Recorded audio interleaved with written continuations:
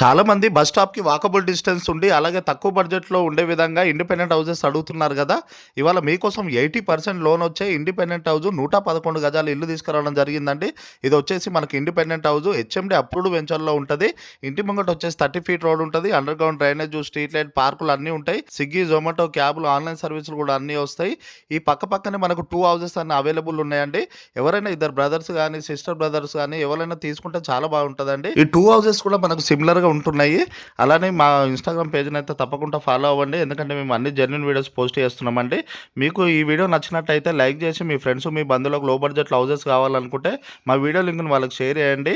అలానే ఇది ప్రైస్ వచ్చేసి మనకు చాలా తక్కువ బడ్జెట్‌లోనే ఉందండి. ఇది 57 లాక్స్ నెగోషియబుల్ చెప్పడం జరుగుతుంది ఓనరు.